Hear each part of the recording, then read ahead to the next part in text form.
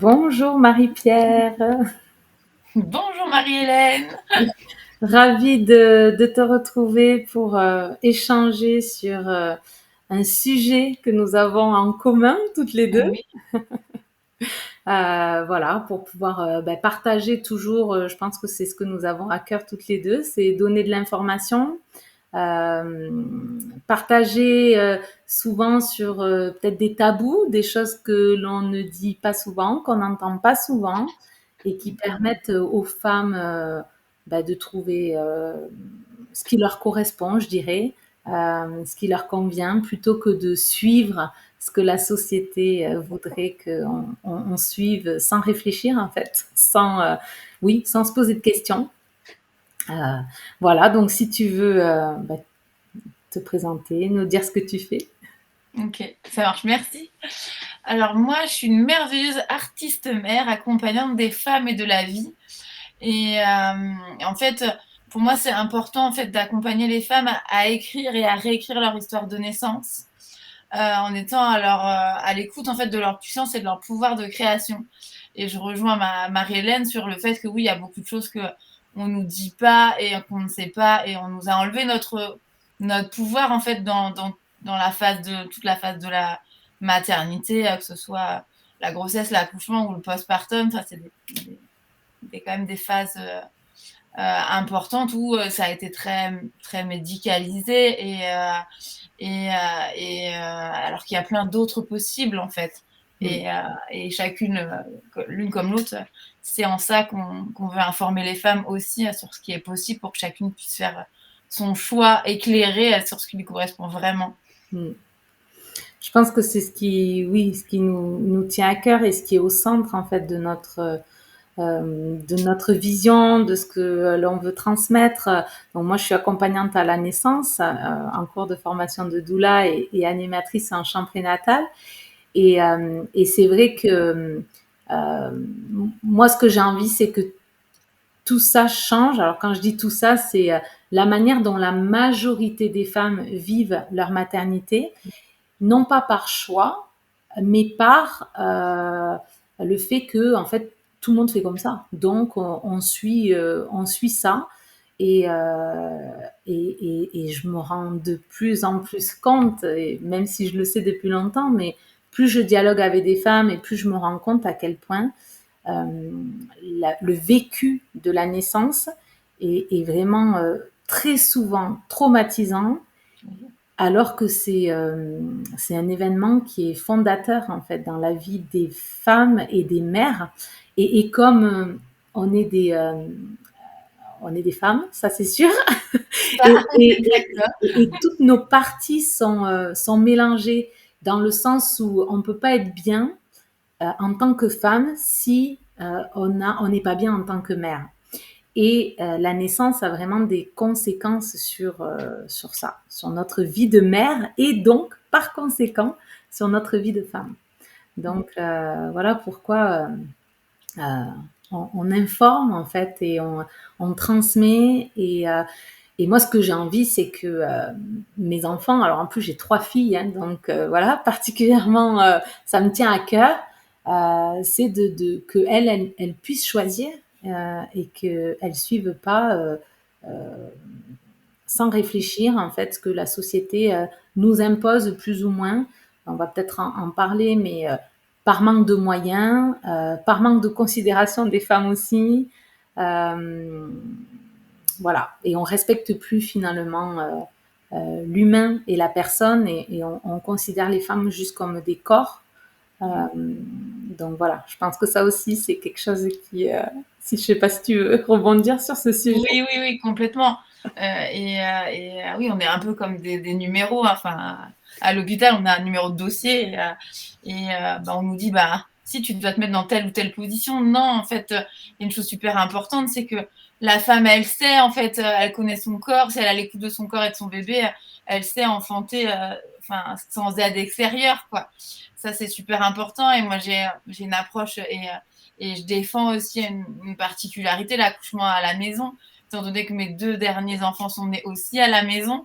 Et je trouve ça très important de se sentir capable, en fait, d'y arriver, en fait, en étant juste bien préparé, d'avoir le bon accompagnement. En fait, ça aussi, c'est important. Peu importe le lieu où on veut accoucher, c'est vraiment de s'entourer des bonnes personnes qui est très important. Euh, et je te rejoins sur, moi j'ai 2 filles et un garçon. Mais ma grande, elle avait 9 ans quand son petit frère est né. Et elle a vu la naissance à la maison, c'est elle qui l'a vu en premier, parce que la sage-femme n'était pas encore arrivée. Et elle a coupé le cordon. Enfin voilà, je me dis, je lui ai montré une autre façon de faire. Après, elle fera son choix quand ça sera adulte.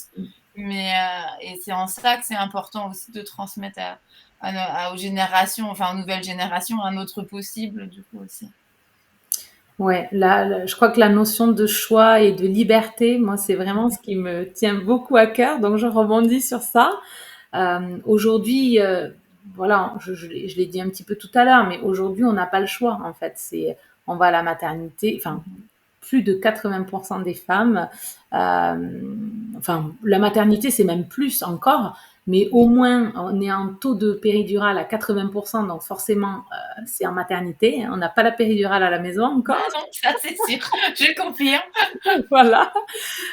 Donc, mais je sais pas hein, quel est le pourcentage de femmes qui enfantent chez elles. Ça vaudrait le coup peut-être Oui. de savoir ce chiffre-là, mais on va dire que Mais voilà, très bas. Enfin, je crois que c'était 2%. Je crois que j'ai vu ça quelque part. 2%. 2%. Ouais, ouais. Ouais, ouais. Donc, on est large quand on dit 80% des femmes, on est bon, quoi. On peut pas se Oui, tromper. c'est C'est même ça. On plus. est très large. Ouais, c'est même plus. Voilà, elles suivent ce que la majorité font sans vraiment se rendre compte de, enfin, est-ce que ça leur correspond? Est-ce que c'est ce qu'elles veulent? Et c'est vrai que quand on voit pas, quand on n'a pas d'autres possibilités en face, ben finalement, c'est pas un choix. C'est juste, ben, on suit le mouvement. C'est Et, ça. comme tu disais, au moins, elle aura le choix parce qu'elle aura. C'est sûr que l'information de la enfanter en maternité, elle l'aura, puisque de toute Oui. façon, on est imprégné de ça Oui, dans. oui, ça va pas disparaître du jour au lendemain. On est Voilà. d'accord. Voilà. Et les médias, enfin les films, on est bombardé de tout ça en fait. C'est pour ça qu'on est vraiment conditionné pour ça. Mhm. Donc ça, elle n'y échappera pas, mais elle saura que il y a autre chose qui est possible et puis elle pourra décider du coup. Et ça c'est vraiment précieux, je trouve. Et alors on parle de la naissance, mais c'est vrai pour on peut transposer ça à tous les domaines de la vie et peut-être que tu vas pouvoir nous parler de ça si tu en as envie justement de qu'est-ce que ça a changé pour toi d'enfanter plutôt à la maison et les conséquences que ça peut avoir au-delà de juste de la maternité en fait, dans ta vie de femme en général. Voilà, si ça Bah, te dit. Hein. oui, oui, oui, bien sûr, avec grande joie. Et clairement, j'ai vraiment ressenti ma puissance et mon pouvoir à cet endroit-là. Et je me dis, si j'ai réussi à faire ça, à créer ça chez moi et à le vivre profondément dans tout mon corps, hein, parce que forcément, c'est mon corps qui a accouché aussi, et ben, ça me donne vraiment de la force, de la confiance pour plein d'autres choses dans ma vie. Et ça aussi, c'est important aussi quand on parle beaucoup de traumas aussi liés à la naissance.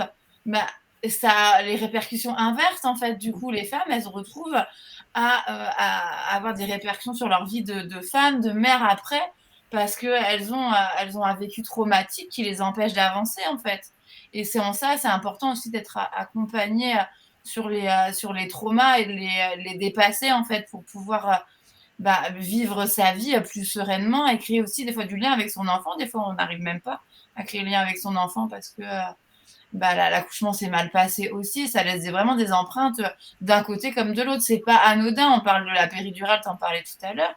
C'est banalisé, mais ça reste quand même une anesthésie qui est lourde. Il y a des risques derrière aussi et des conséquences sur le corps.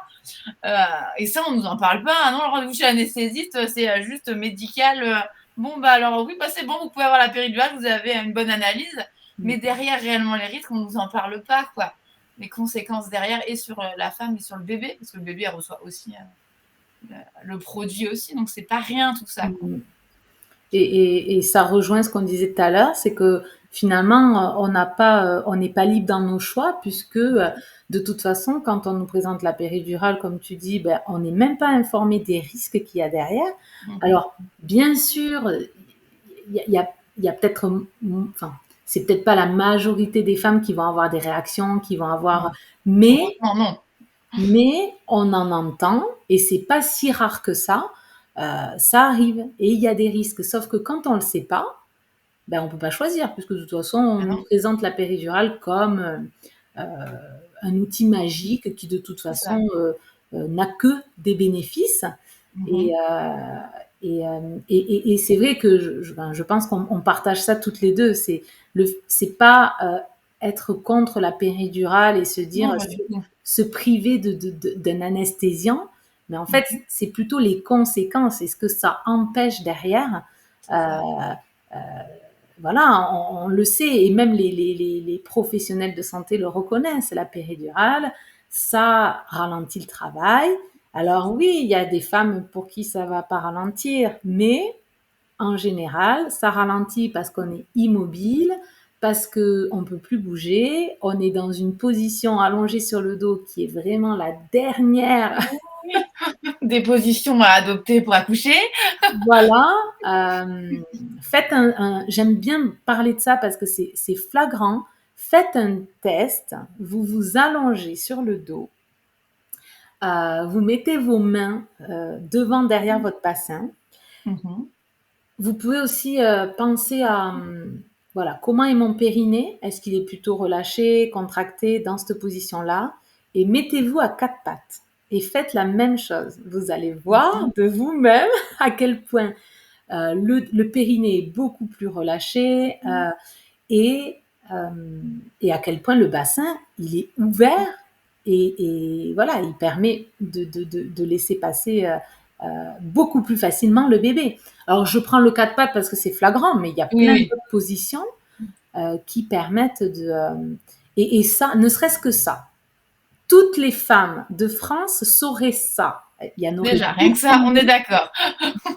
il y en aurait beaucoup moins qui, qui accepteraient la position gynécologique parce que enfin, il faut pas avoir fait 10 ans d'études pour se rendre compte que ça va mieux passer.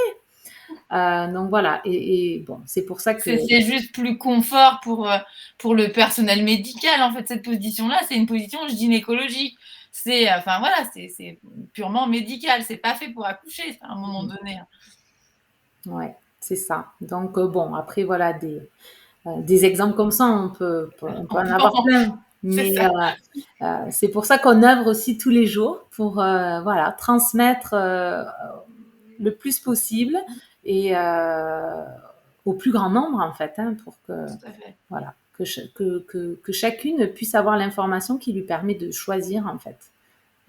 C'est ça. Alors je sais pas, est-ce que tu as des outils particuliers que tu utilises, que tu aimes transmettre? Je pense comme ça, vu qu'on en parle de voilà, que je disais le toucher le bassin, tout ça, je trouve que déjà la connaissance de son corps, Oui. euh, la connaissance et le respect de son corps, le fait d'aimer son corps aussi, je pense que ça passe par là aussi, Mhm.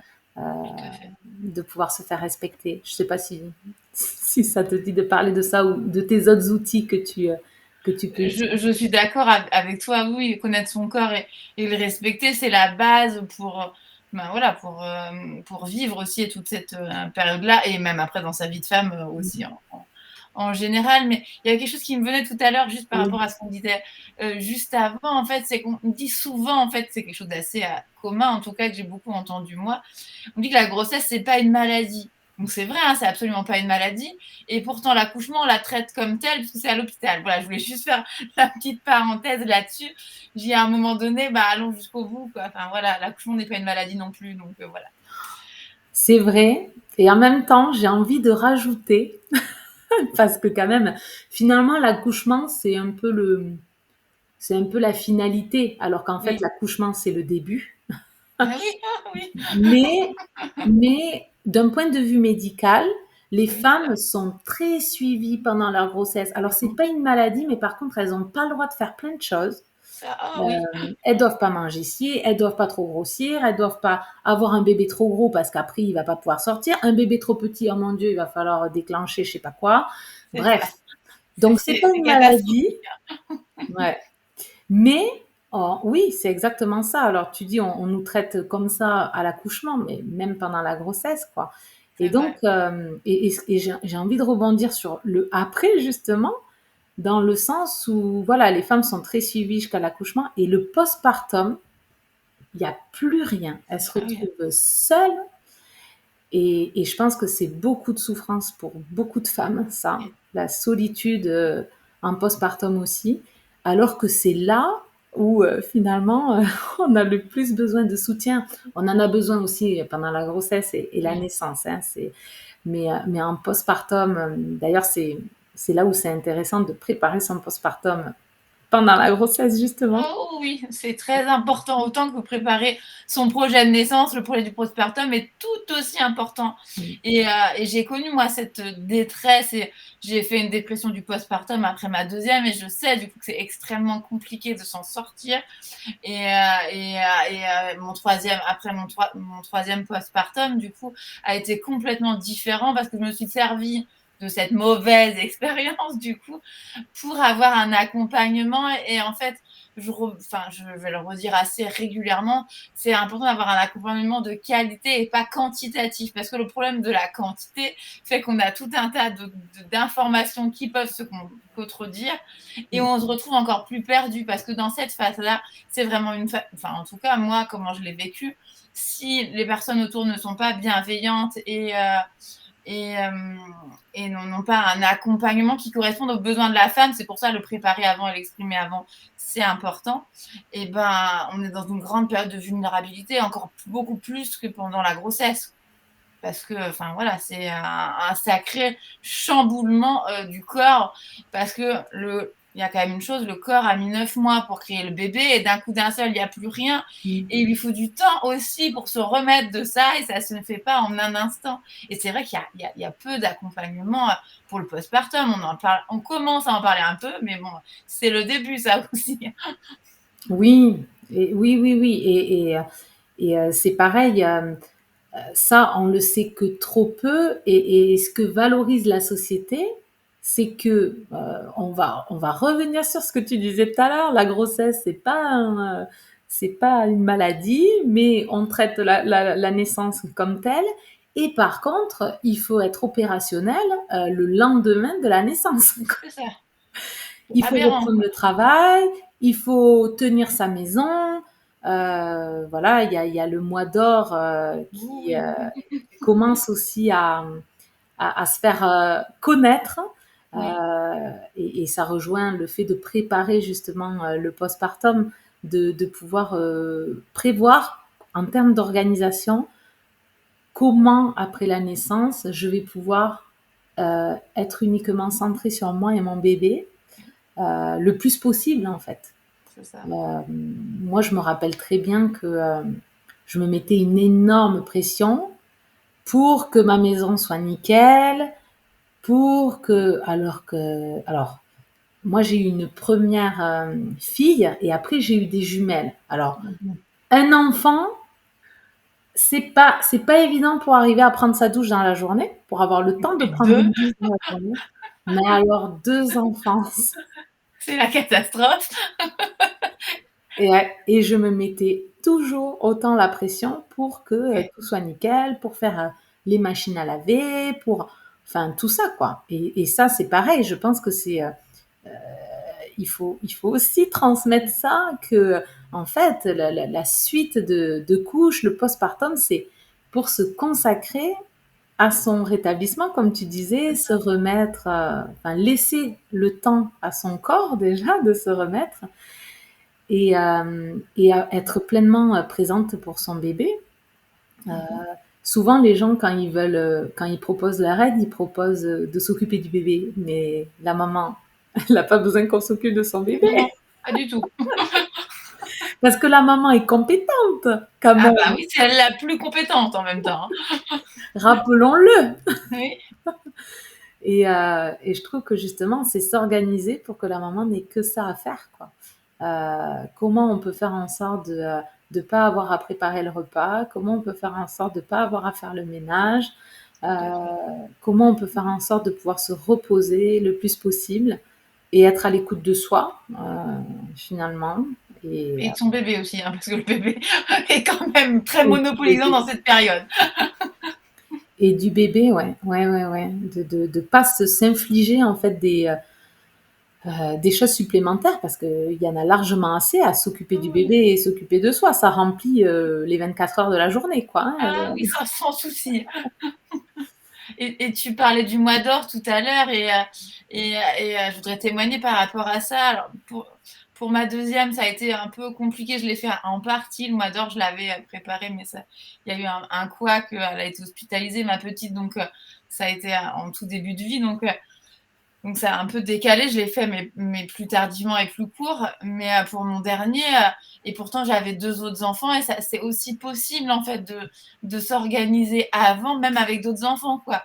C'est pas valable que quand on a un seul et unique enfant à la maison, même s'il y a des frères et sœurs, ça s'organise autour.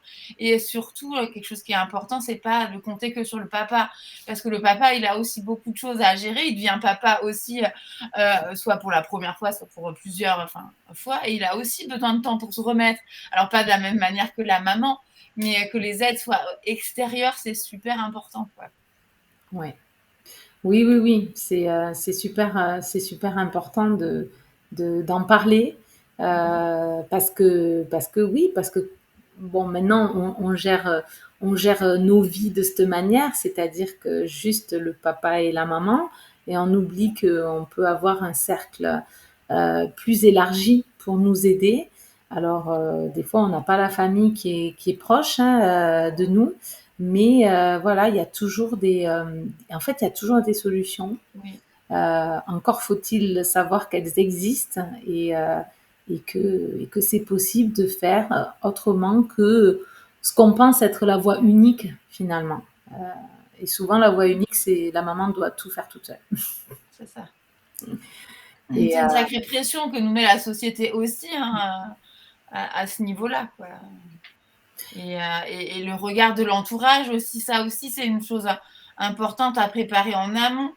Le regard de l'entourage, moi, ils étaient prévenus que j'allais pas sortir de mon lit. En fait, quand ils viendraient voir le bébé, non, je reste dans mon lit, c'est comme ça. Et qu'ils verraient le bébé que très peu de temps, juste pour le ou la montrer, mais que c'était pas, enfin voilà, et qu'il fallait pas prendre le bébé, tout ce genre de choses. Mais comme c'est pas quelque chose de commun, ça nécessite en amont avant l'accouchement, de préparer l'entourage à ce genre de choses pour que ça se passe du mieux possible quand on est dans la situation, quoi. oui, qu'ils soient pas frustrés. Et, et, et ça va avec le fait de. Pour moi, ça va avec la même chose que quand on annonce, par exemple, au hasard, hein, qu'on veut accoucher naturellement ou qu'on veut accoucher chez soi. On peut entendre des choses pas très agréables. C'est ça. Et je pense que c'est la même chose quand on dit non mais moi je vais pas me lever de mon lit et puis je vais pas vous recevoir et puis machin. Enfin vous pouvez venir peut-être mais moi je continue ma vie comme si de rien n'était. Ben ça c'est pareil, c'est des choix qui sont pas faciles à ouais, À pas assumer. toujours faciles à assumer et à accepter de la part des autres. Et c'est vrai que comme Mm. tu dis, plus tôt on le prépare et plus il y a de chances que ça soit facile à vivre au moment. C'est ça. Ça limite normalement mais il y en aura toujours de toute façon. Il y a des personnes qui n'accepteront pas dans l'entourage cette façon de vouloir accueillir la vie en fait. Mais bon après ça leur appartient aussi en fait. C'est aussi ça qui est important. Oui, c'est important de se préparer à ça aussi, que chacun a sa manière de voir les choses. Et puis comme tout ça c'est nouveau, c'est pas encore rentré dans les mœurs, mais on œuvre pour que pour que ça se fasse et pour que tout le monde puisse vivre ces moments-là en se sentant respecté en fait, avec la manière dont il voit les choses aussi. Tout à C'est fait. vrai que c'est un c'est important pour vivre plus généralement dans un monde où justement on a envie que on se respecte les uns les autres. Euh, voilà, ça fait partie aussi de ce chemin-là. Moi, je vois vraiment la naissance comme euh, enfin, un élément. Alors c'est un gros élément, mais un élément d'un monde meilleur en fait. Ah oui. Bon, après, on pourrait parler de plein de choses, mais ne serait-ce que d'accepter que le bébé, il arrive quand il a décidé d'arriver. Ah oui. Voilà, tout ça, c'est pas encore. Non, on croit qu'on peut décider de quand un bébé arrive, mais non, en C'est ça. fait. Et ça a des conséquences énormes sur, Sur les mères et les bébés, ouais. oui, sur les mères et les bébés. Donc voilà, tout ça, c'est pas anodin. Euh, c'est important ouais, de suivre son élan parce que je pense que les personnes qui nous écoutent, qui vont nous écouter, euh, ont ce sentiment que ce qui est proposé par la société n'est pas forcément ce qui leur correspond. Et ce que j'ai envie de leur dire, c'est vraiment de suivre leur intuition, de suivre leur instinct parce que si elles ont ce sentiment-là, tout le monde l'a pas. Hein. Il y en a pour Non? qui Ah oui. ça leur va C'est très normal, bien. ça leur va et voilà, tant que ça leur convient, après, il y a pas de souci, hein. C'est ça. Mais voilà, si vous sentez l'appel, c'est que c'est pas là pour rien. Et ça, c'est pareil. J'en profite pour en parler. On n'a pas l'habitude non plus. On n'est pas conditionné à écouter nos intuitions. On écoute notre mental et on se fait pas confiance. Et bon, je pense qu'on a besoin de tout ça justement pour aussi enfanter comme on en a envie cette confiance, être à l'écoute de soi, de ses ressentis, de ses sensations, de son corps, faire confiance à son corps et à son bébé aussi.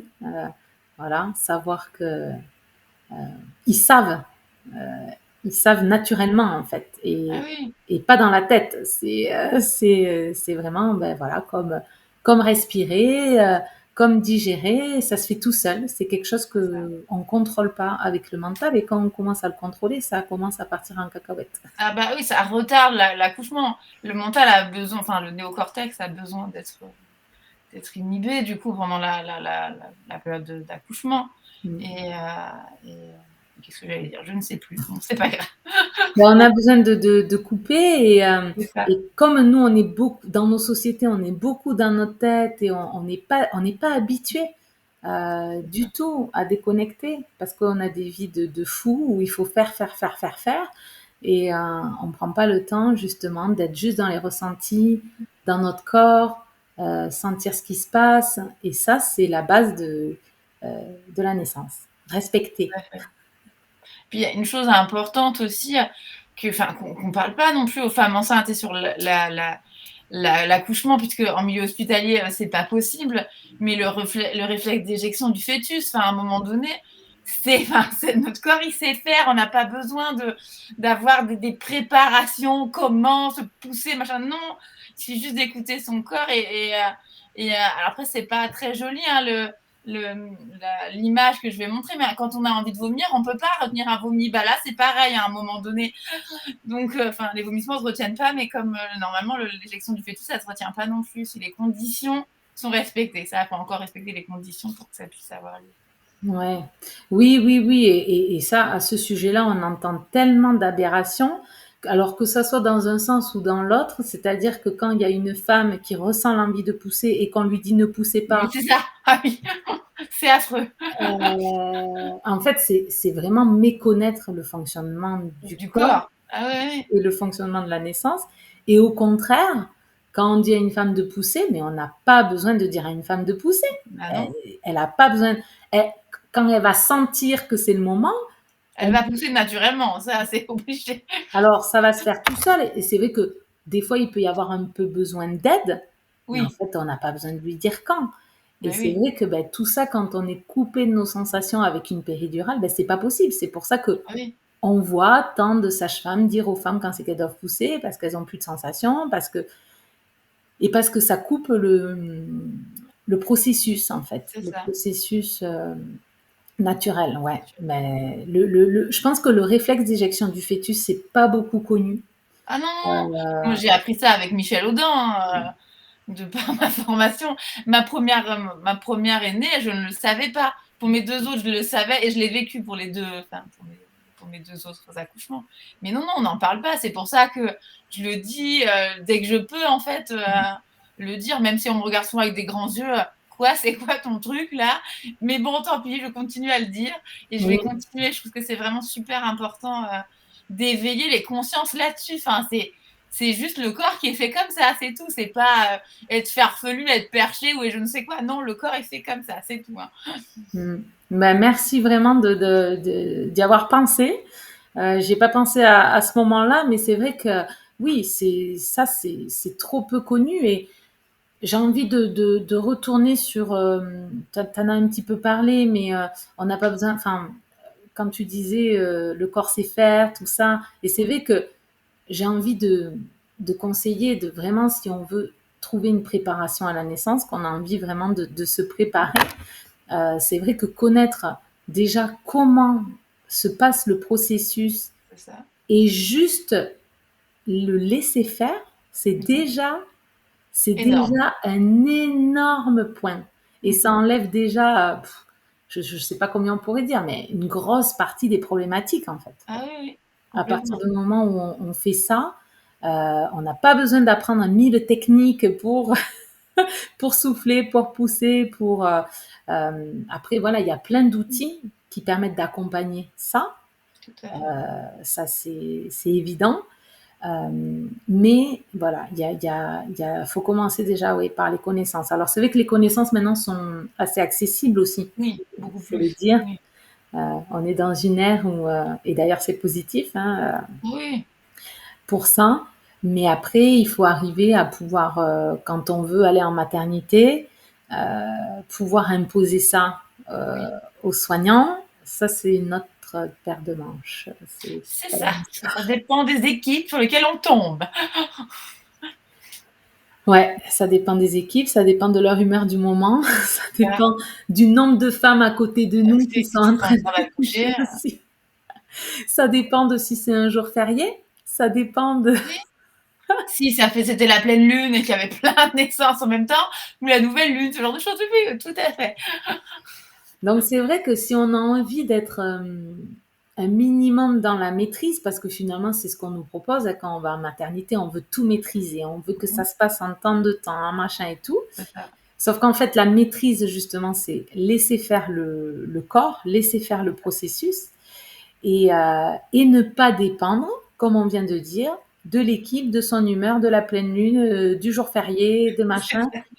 Et pour ça, ben, ça demande justement d'être prête en fait pour pouvoir compter sur soi. Alors c'est sûr que si on est à la maison, alors après à la maison, on peut être toute seule ou on peut être avec une sage-femme. Donc il y a ça aussi, mais c'est vrai que les sages-femmes qui accompagnent à la maison, elles ont quand même une formation autre, enfin une formation autre, une Mais elles ont vision, une approche qui est complètement différente, ça, voilà, on est d'accord. une approche différente. Donc Et ça souvent, elles arrivent après les accouchements. Enfin, aussi, j'en ai discuté avec la sage-femme qui était là pour mes deux accouchements à la maison. Elles arrivent souvent après. Bon, là, en plus, moi, j'étais éloignée géographiquement d'elles. C'est souvent le cas aussi, comme elles ne sont pas nombreuses. oui. Pour mon premier accouchement à la maison, elle est arrivée 10 minutes après l'accouchement. Mais pour mon dernier, on n'a même pas eu le temps de l'appeler, quoi. Ben oui. Donc, bon. Donc, Comme voilà. quoi, on n'a pas besoin. Bah non. Non, non. Mais voilà, donc quand on est à la maison, c'est une chose, mais quand on veut faire en maternité, c'est vrai que l'idéal, c'est d'être le plus autonome possible Possible, oui. pour qu'on ait le moins possible besoin des soignants. Et par Moins contre, ben, d'intervention possible, ouais. voilà, par contre, ils sont là en cas de problème. Et C'est ça. ça peut être rassurant pour Pour certaines certaines personnes. mamans, ouais, tout à fait. Ouais. Et après, moi, mon premier accouchement, j'ai vécu en maternité de façon physiologique. Alors, euh, on m'a laissé à peu près tranquille quand même. Juste sur la fin, on m'a un peu embêtée, mais le projet de naissance était aussi bien fait. Je pense que je suis tombée sur une équipe aussi qui était à peu près enfin, ouverte aussi à tout ça. Donc, je suis quand même bien tombée. Donc, c'est possible aussi en maternité, d'avoir un accouchement qui se passe le mieux possible aussi. Tout n'est pas forcément que chez soi, à la maison, tout est possible. Et même quand on a une césarienne de programmée pour X ou Y raison avec un problème, on peut aussi amener des choses qui nous sont importantes aussi malgré le cadre médical. C'est important aussi de ne pas se sentir fermé parce qu'on ne veut pas accoucher seul chez soi. Tout est possible à un moment donné, quoi. Mm. Et même par rapport à ça, je vais rebondir sur autre chose. Même si la femme a déjà eu un accouchement traumatique avant, ça ne veut pas dire que le prochain accouchement, ça va se passer pareil. Ça se travaille en amont et guérir les traumas, c'est possible. Et même si on veut plus d'enfants et qu'on a toujours cet accouchement traumatisant, c'est aussi important d'aller le travailler pour pouvoir se libérer, se libérer en tant que femme et libérer son enfant aussi et retrouver son pouvoir et sa puissance, même si ça s'est déjà passé. Enfin, pour moi, ça me tient vraiment à cœur et j'ai vraiment envie d'accompagner les femmes sur ce sujet-là aussi. Voilà, même si ça s'est passé, ok, bah c'est que ça devait se passer, mais il y a toujours un cadeau derrière, en fait, derrière le trauma, il y a toujours un cadeau. C'est d'aller le chercher, en fait, et guérir les traumas. Voilà, j'avais envie de Oui. transmettre ça. Ben merci vraiment de l'avoir évoqué parce que oui, c'est tellement important. Moi, j'ai entendu il y a pas longtemps, je me rappelle plus, mais quelqu'un qui partageait que une dame âgée, je sais pas moi, 80, 90 ans, qui avait parlé de son accouchement qui avait été terrible. C'est quelque chose qu'on garde toute notre vie, en fait. On peut pas Complètement. oublier. Donc oui, quel que soit votre âge, si vous ressentez le besoin d'aller revisiter ce qui s'est passé, et souvent on comprend, et on comprend pourquoi la défaillance, elle ne venait pas de nous, mais elle venait justement de comment on a été accompagné, et à moins que vraiment on ait été accompagné dans, on laisse faire le corps et on laisse faire le processus. Et des fois, il peut y avoir des soucis, mais là, pour le coup, on a laissé faire, donc c'est Mhm. différent. Mais la plupart du temps, il y a un problème parce qu'on n'a pas laissé faire. Et les femmes, elles croient qu'elles sont incompétentes, qu'elles n'ont pas réussi, elles culpabilisent, alors qu'en fait, C'est ben, vrai. pas du tout. Et ça, il y en a combien qui le savent? Il y a combien de femmes qui savent ça? Très peu. Très peu. Je Ouais. pense autant que le pourcentage d'accouchements à la maison, je pense qu'on doit être à peu près là-dessus. Et encore, si on est à 2%, je pense qu'on est bien quand même. Ouais, donc merci de l'avoir évoqué parce que ça permet vraiment d'aller guérir plein de choses, de comprendre que c'est pas notre faute et c'est pas non plus le bébé qui a pas su faire C'est parce ça. que Non, les pas du tout. bébés ils sont très compétents, ils savent faire, ils savent tout faire. Complètement. Ouais. Ben, Et se guérir soi, c'est aussi guérir sa famille et ses enfants. Enfin, c'est important aussi, parce que même si c'est inconscient, ça affecte forcément notre vie et le lien avec nos enfants aussi, avec notre entourage.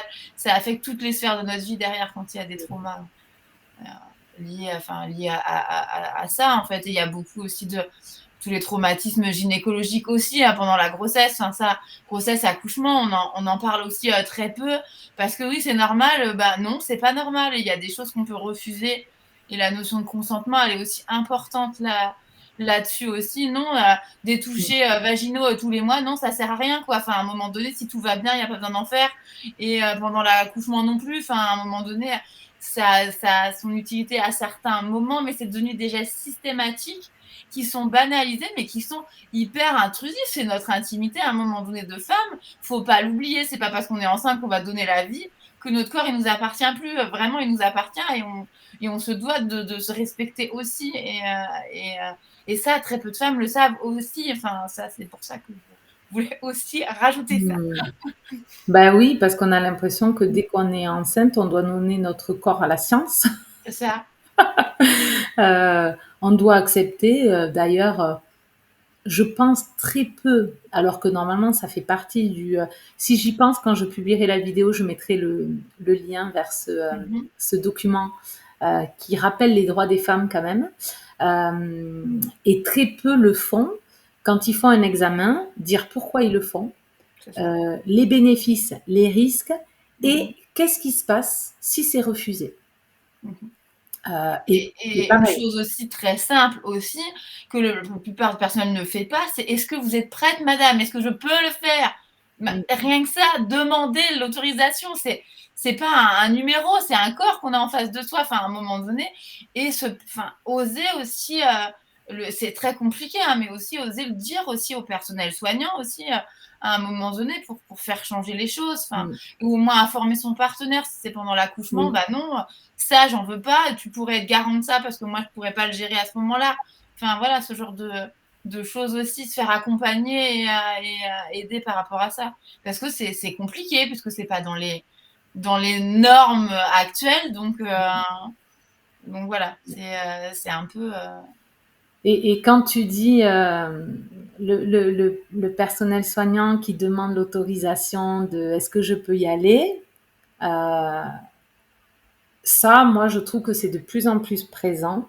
M Ok, mais mais moi, ce que je ressens, c'est que la personne qui pose la question n'est pas prêt à entendre non.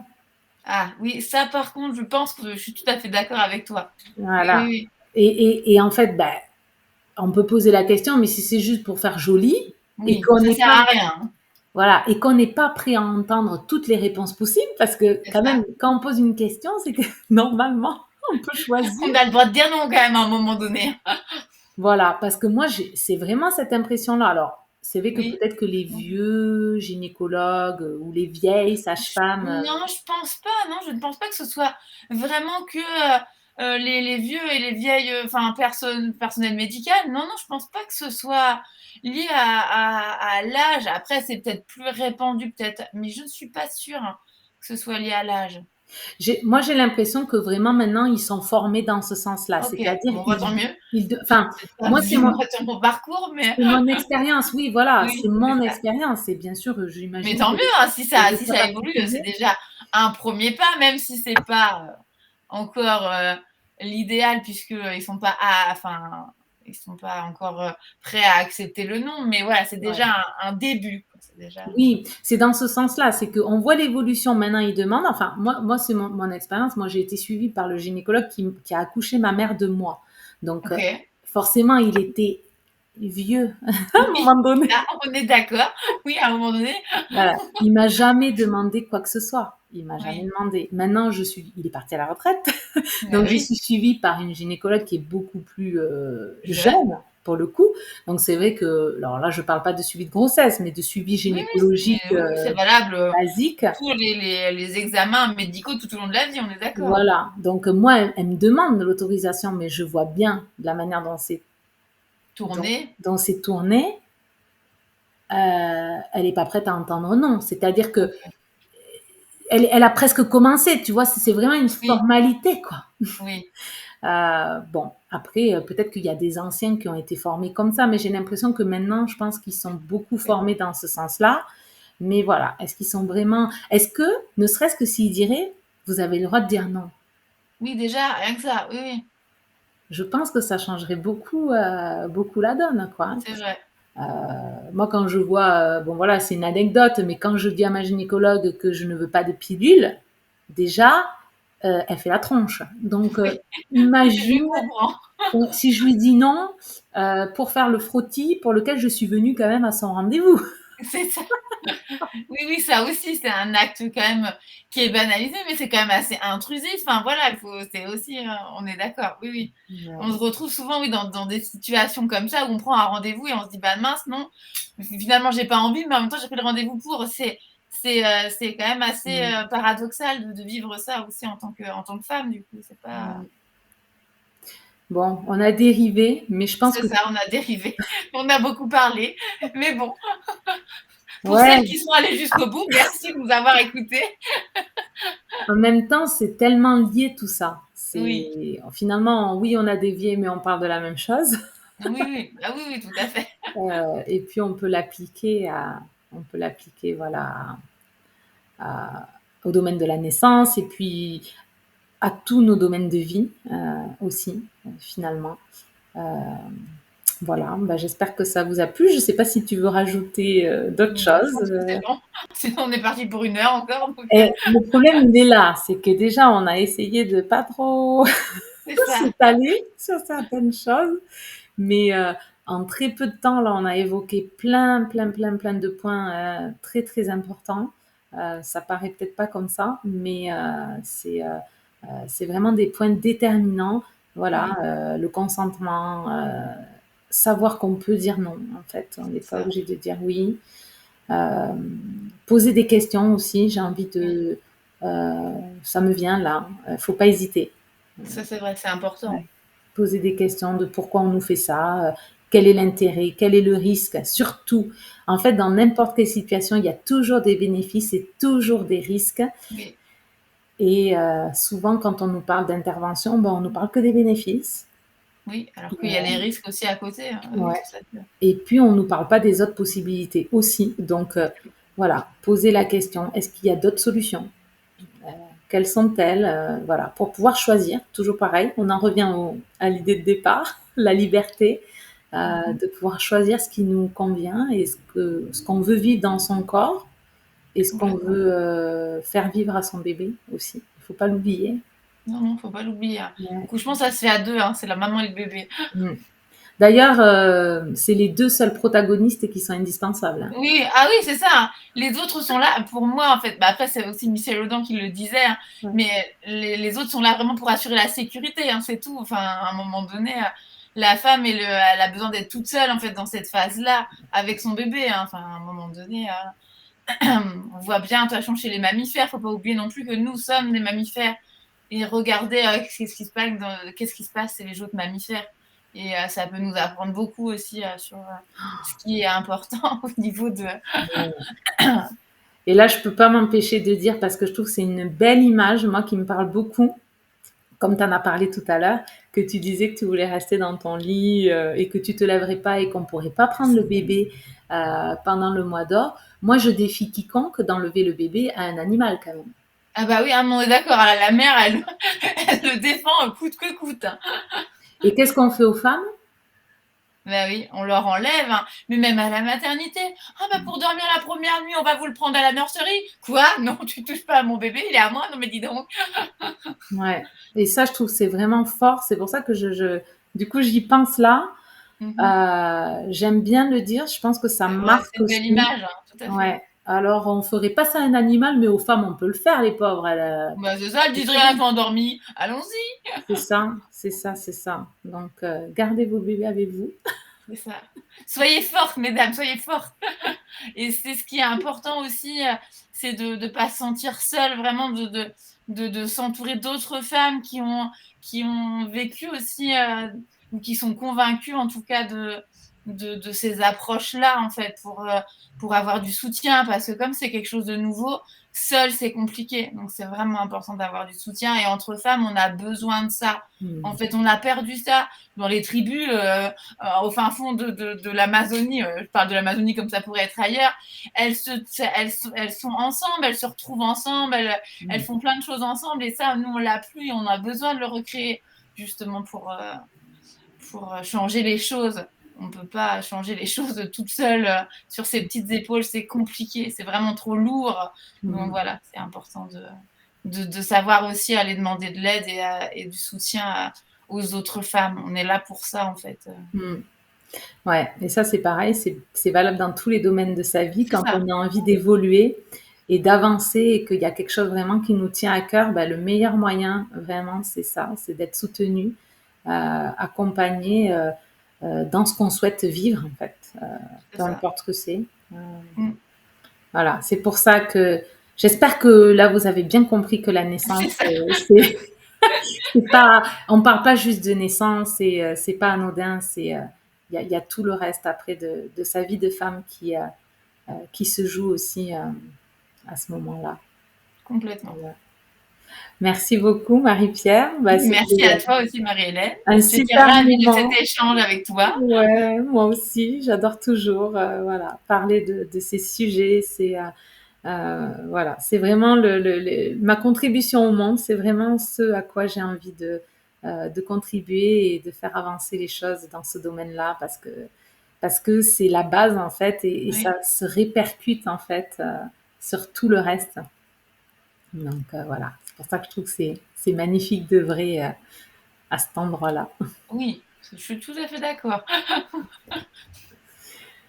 Et ben, Bon, belle journée à celles qui nous écouteront jusqu'au bout. voilà, très belle, belle journée et puis à Belle, bientôt. plein de belles choses dans nos vies de femmes et de mères. Oui, oui, oui, oui. Bah oui, si vous êtes enceinte, voilà, une belle grossesse, une belle naissance, et un bon départ dans la vie du bébé et dans sa vie de mère. Euh, voilà, c'est tout ce qu'on peut vous souhaiter, je pense. Tout à fait.